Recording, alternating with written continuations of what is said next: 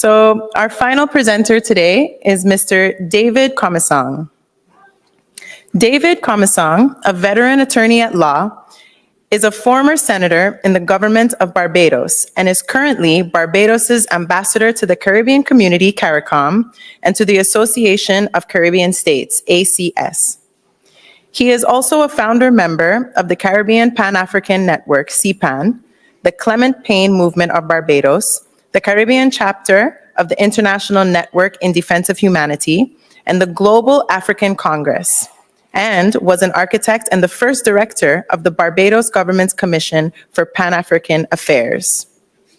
He represented the Caribbean region at the 7th Pan-African Congress in Uganda, 1994, played a key role in the United Nations World Conference Against Racism in South Africa in 2001, and has represented the diaspora on the African Union's Economic, Social, and Cultural Council.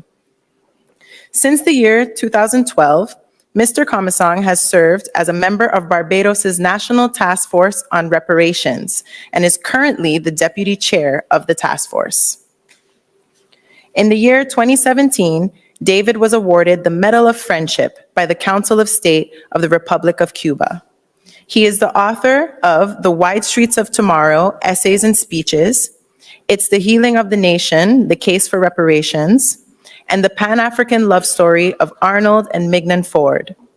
Ladies and gentlemen, our last presenter for today, but certainly not least, Mr. David Comissiong.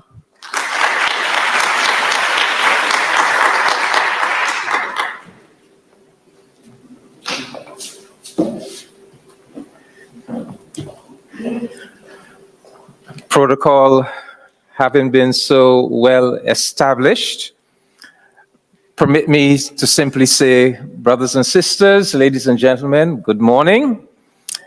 And permit me to begin by thanking His Excellency Ajamu Bali for inviting me to be here to share with you in St. Martin.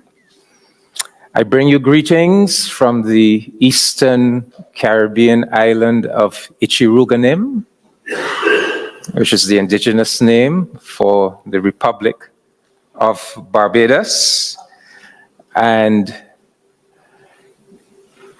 you must believe me when I tell you that I am here out of a great sense of duty, because tomorrow in Barbados is the finals of the T20 Cricket World Cup. So I pulled myself away from that to be here with you to speak about this topic, which I consider to be a very, very important topic. Now, you would have heard that I am Barbados's ambassador to CARICOM. So let me give a quick description of CARICOM. So it's a collection of 20 Caribbean territories, 14 independent territories, and 6 non-independent territories. And most of the non-independent territories are associate members of CARICOM. They're not full members. And we will soon be 21, because next week at our Heads of Government Conference in Grenada, Curacao will be joined as an associate member of CARICOM. And one of the reasons I am here, that I have that strong sense of duty, is because it is my fervent wish to have St. Martin as perhaps the 22nd member of CARICOM as an associate member. Let me also say a little bit about CARICOM and reparations, because in 2013, our heads of government made a decision that we were going to be pursuing a reparations claim for native genocide and African enslavement against all of the European nations that were implicated in these crimes. And so reparations for both. And let me begin with, and I should say, not only did they launch the claim, but they established an infrastructure to pursue the claim. So the infrastructure, very quickly, every CARICOM full member state has a national reparations committee appointed by the government. I've been on Barbados since 2012. The chairperson of every national committee is brought together into a region-wide, a CARICOM Reparations Commission, which is chaired by Sir Hilary Beckles, the Vice Chancellor of our University of the West Indies. And then above that CARICOM Reparations Commission is a prime ministerial subcommittee on reparations, comprising 6 heads of government and chaired by the Prime Minister of Barbados. In addition to that, we have a reparations research center, which is located at the Mona campus of the University of the West Indies. So that is basically the structure of the CARICOM reparations campaign. And one of your organizations here in St. Martin, One St. Martin, is actually an associate member of the CARICOM Reparations Commission, because the heads of government gave the CARICOM Reparations Commission the power to bring into the fold not only organizations from CARICOM countries, but indeed reparations organizations from any Caribbean country. So One St. Martin is with us. Let me go quickly now to a legal definition of reparations. As you've heard, I am a lawyer. So the legal basis for reparations is set out in a well-known international law case, the Chorzów factory case.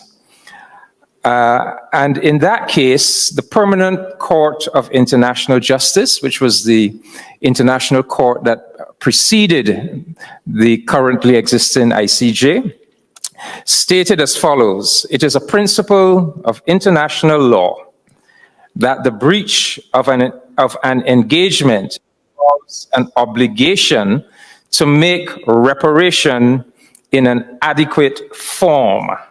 Reparation must, as far as, wipe out all the consequences of the illegal act and re-establish the situation which would, in all probability, have existed if that act had not been committed. I just want to stress that. Reparations must wipe out all the consequences of the illegal act and re-establish the situation which would, in all probability, have existed if that illegal act had not been committed. Now, soon after CARICOM launched its reparations campaign in 2013, one of the first things the CARICOM Reparations Commission did was to establish a CARICOM 10-point reparative justice plan or demand, 10 demands that were directed at the relevant European countries.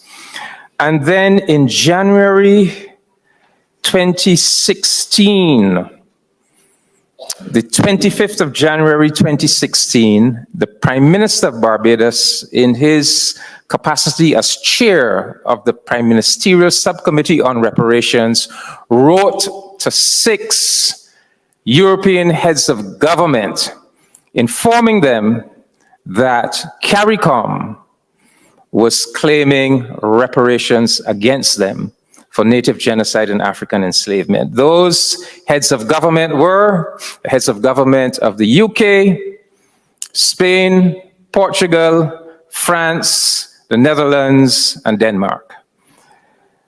The 25th of January letter was addressed to then Prime Minister Mark Rutte of the Netherlands. It took him 11 months to respond, but he did respond.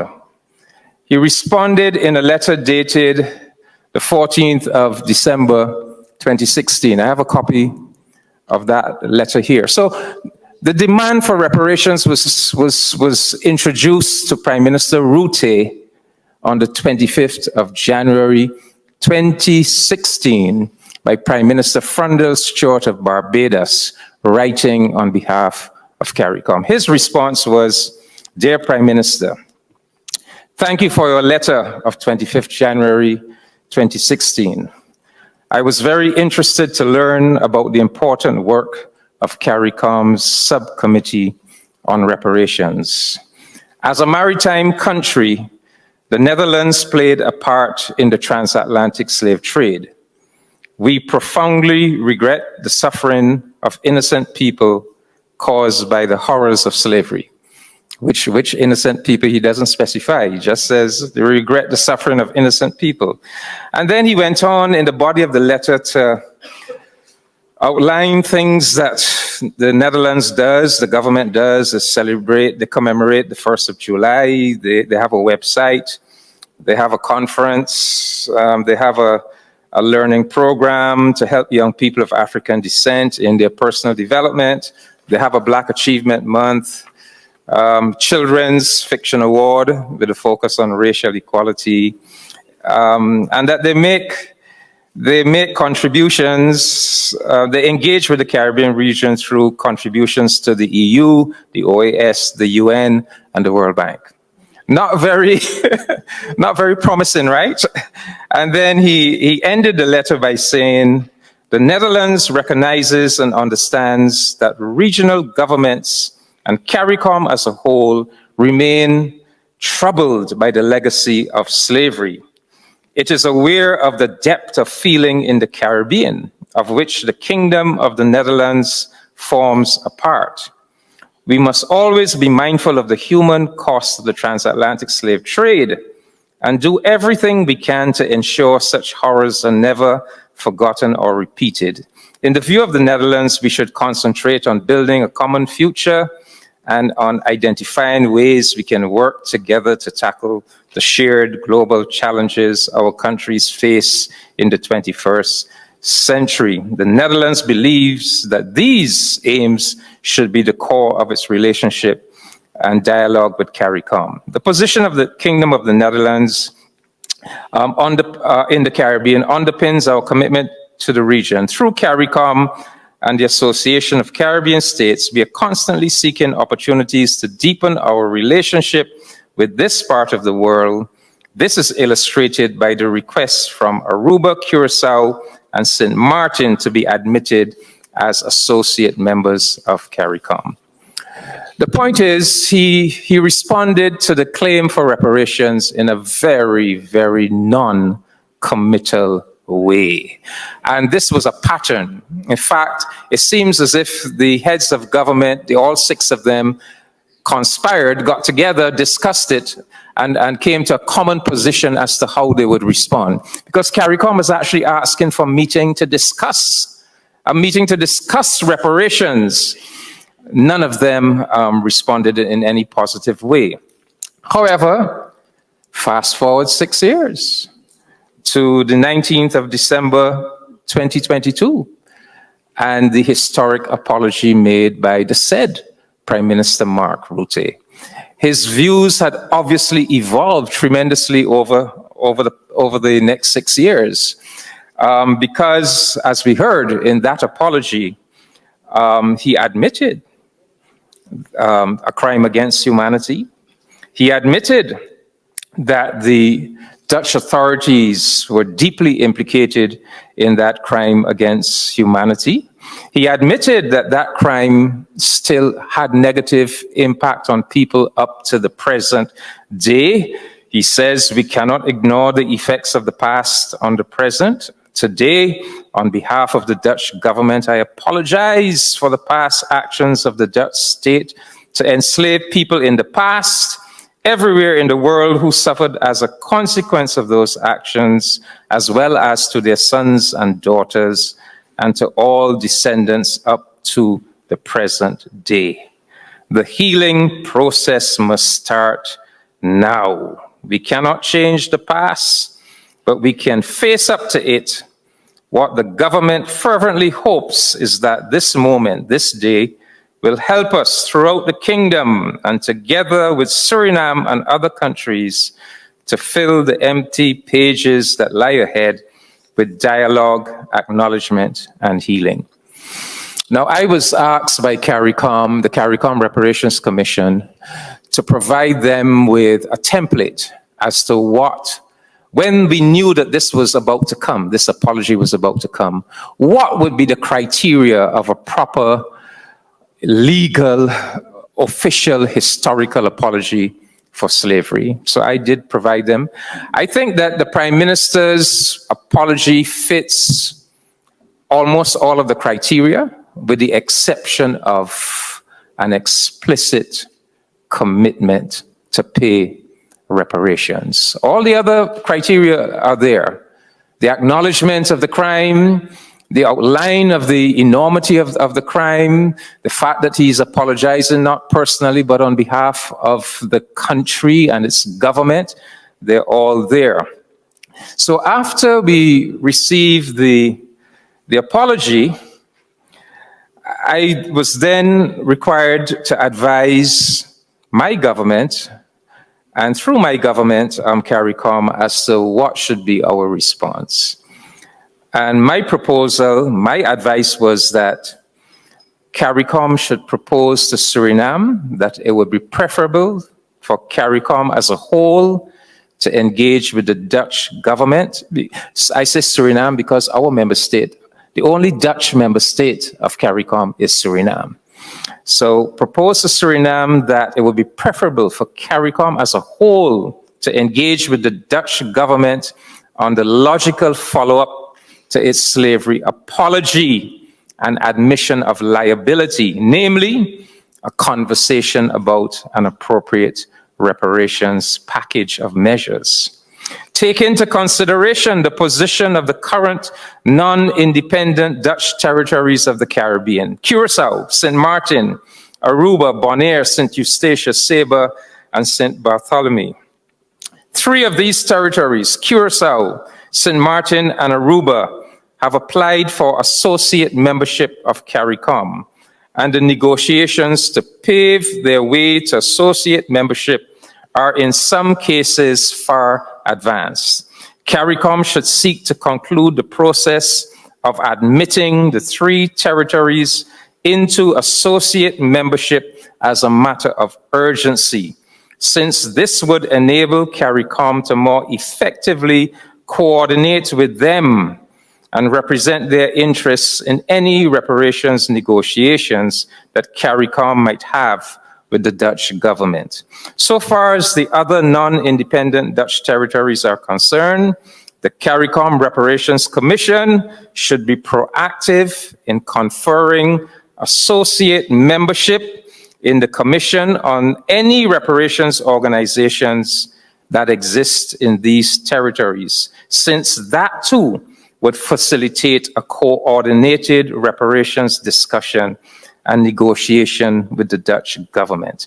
Finally, CARICOM should send an official letter to Prime Minister Mark Rutte, acknowledging the Dutch apology for slavery, thanking him for the apology, acknowledging his expression of a determination to engage in a process of healing the injury caused, explaining to him that any such healing would need to encompass a process of reparations, and formally inviting or requesting his government to meet with representatives of CARICOM to commence discussions about a reparations package for the Caribbean community in general and for Suriname and other current or former Dutch colonial Caribbean territories in particular.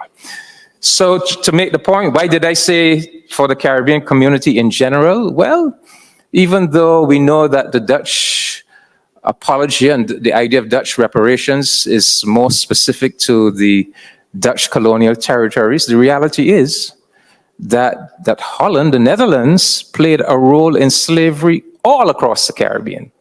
In fact, the slave plantation system could not have been established in Barbados without the contribution of the Dutch.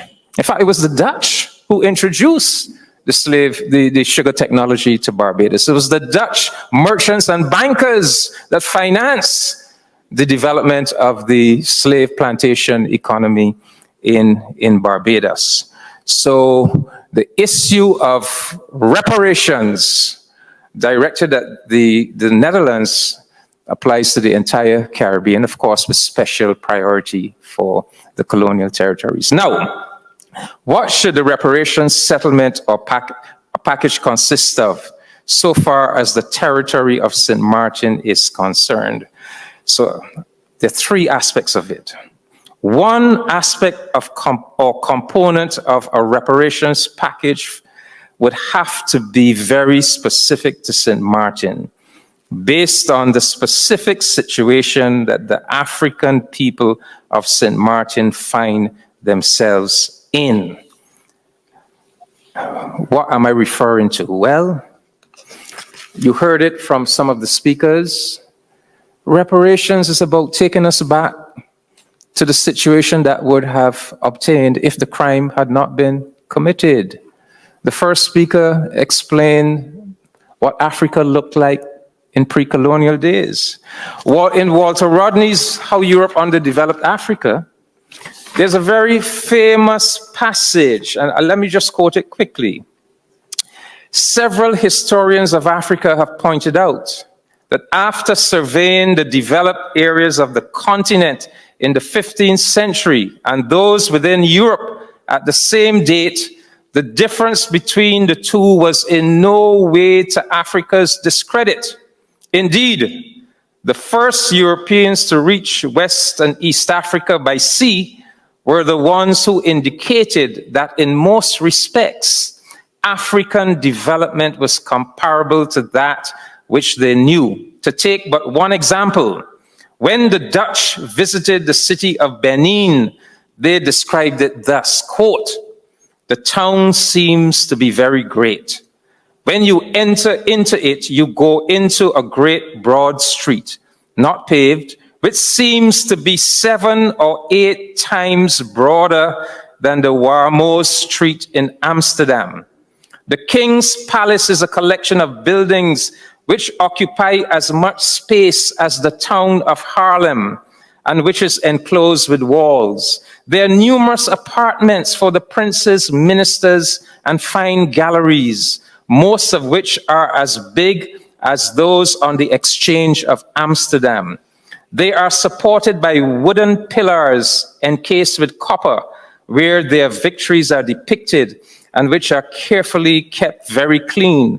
The town is composed of 30 main streets, very straight and 120 feet wide, apart from an infinity of small intersecting streets. The houses are close to one another, arranged in good order. These people are in no way inferior to the Dutch as regards cleanliness. They wash and scrub their houses so well that they are polished and shining like a looking glass." End of quote. That's a Dutch merchant writing about the city of Benin in the 15th century. So, if the people of Martinique of St. Martin, have to consider, what does reparations mean to them? Reparations will mean something different. The people of Barbados will have a different conception of reparations than the people of St. Martin, because you're in a different situation. And I would say that one of the components of a reparations package for the people of St. Martin must be to have your own nation, because that's where you started. Before the transatlantic slavery, you were people with nations. You had sovereignty, you had autonomy, you had self-determination. You had your own nation on the continent of Africa. And after Your ancestors slaved in this territory for hundreds of years on the sugar and cotton plantations in the salt pond. I would think that you are entitled to autonomy, to national dignity, to national self-determination. You know, Barbados was colonized starting in 1625. By 1675, 50 years later, there was a major slave conspiracy in Barbados, an island-wide conspiracy. And the plan of the conspirators was to take over the island and to establish their own new independent African nation. In fact, they had already selected a ruler, King Cuffy.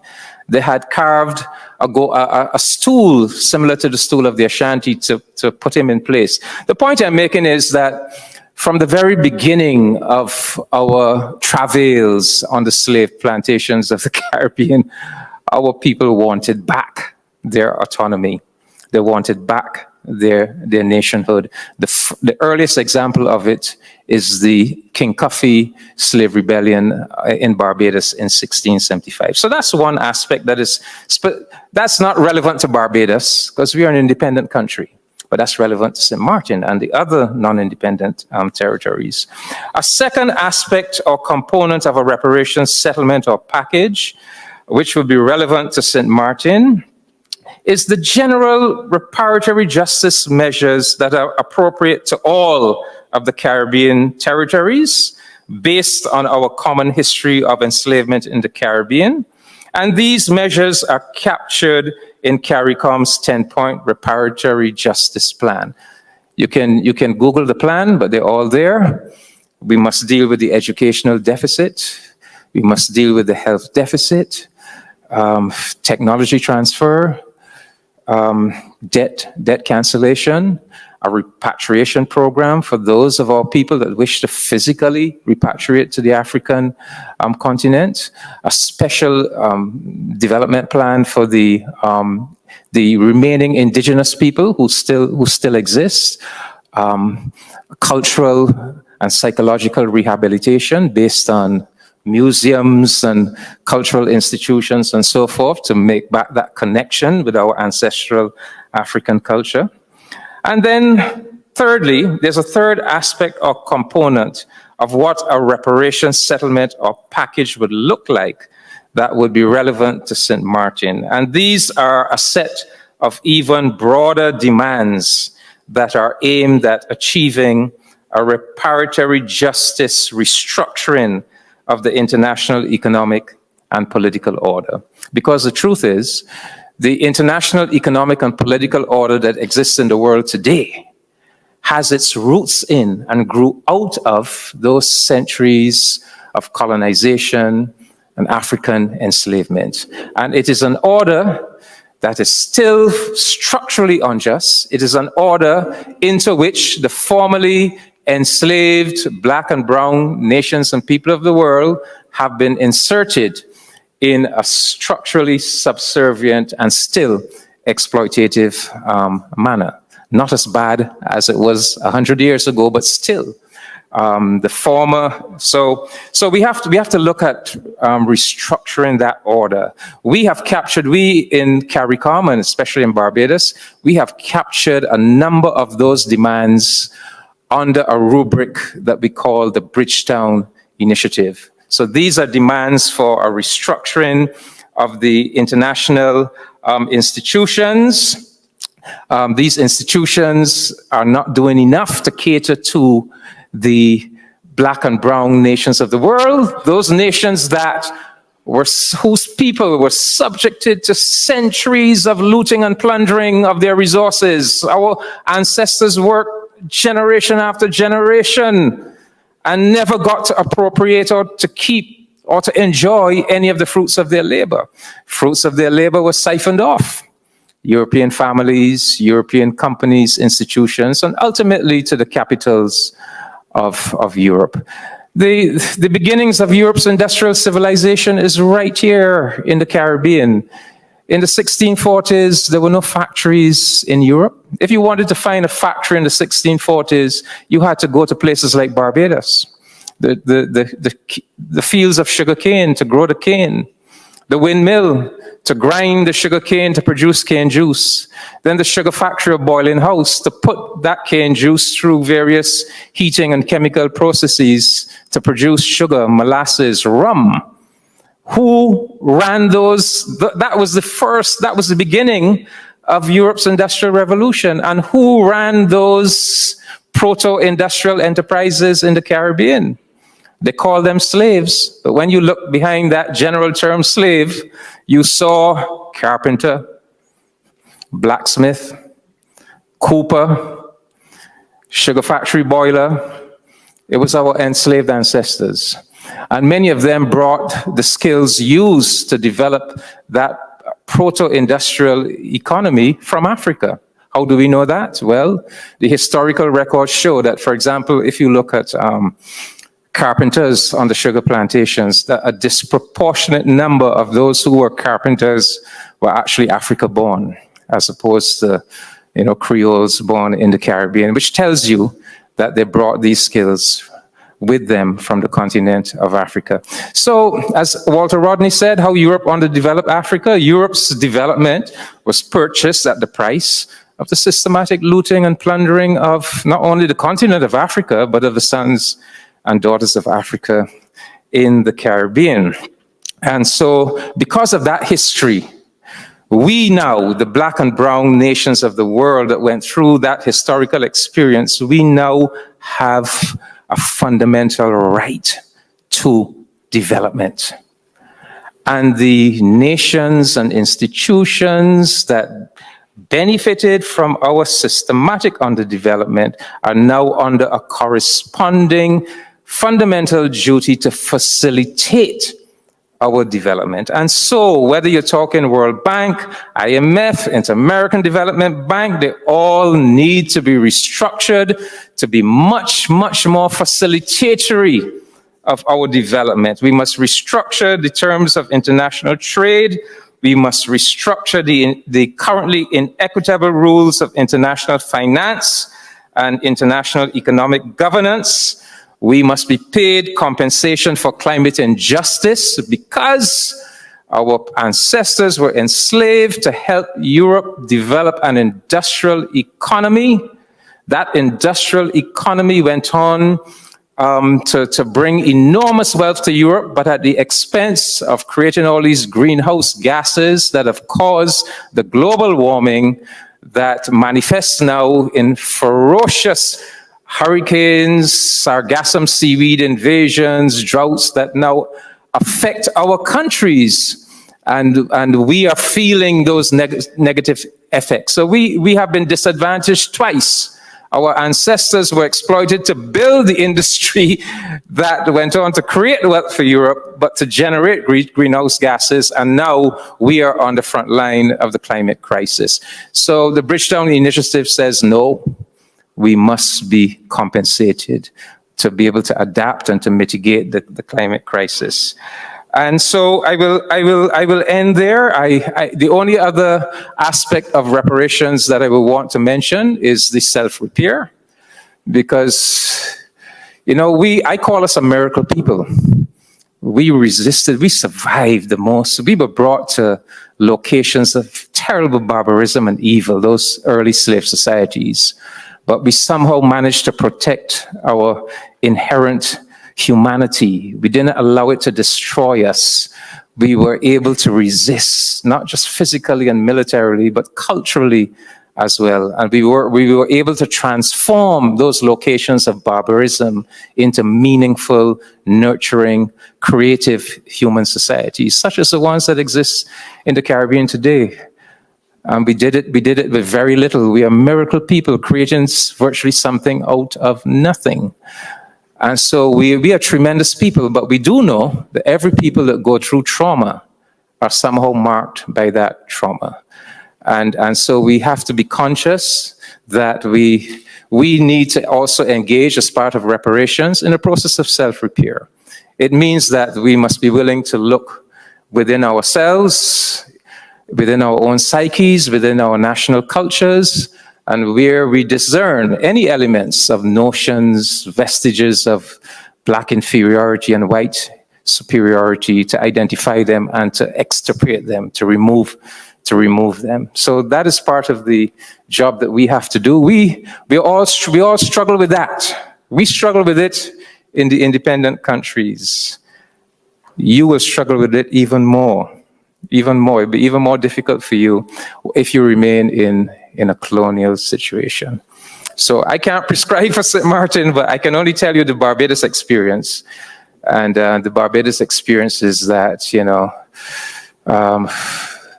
our ancestors from 1675 demonstrated that they wanted to recover that autonomy and self-determination that they had on the African continent. And so we see that as a big part of reparations. Thank you very much.